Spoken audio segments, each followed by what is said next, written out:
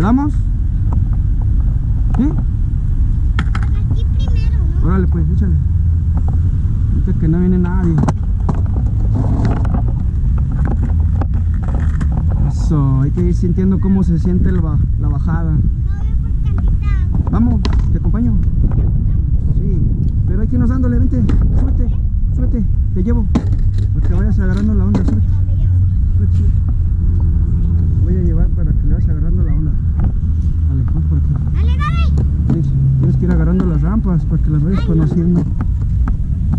Vamos a subir por ahí bien recio, agárrate bien, agárrate bien. Aguante, aguante, hasta arriba. Y ahí súbete para allá, súbete para allá.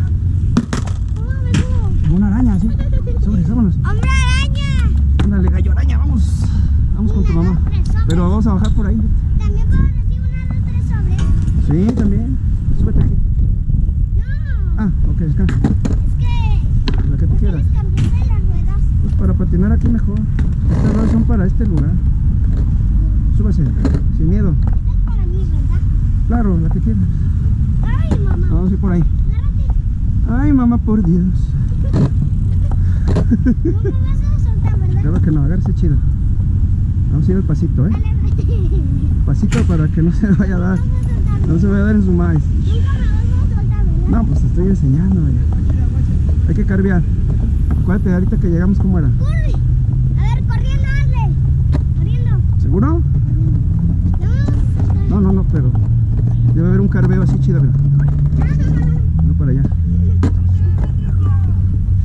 A ver, dale, dale. Ahí va. Ah, de verdad, tu agua. ¿Es su agua?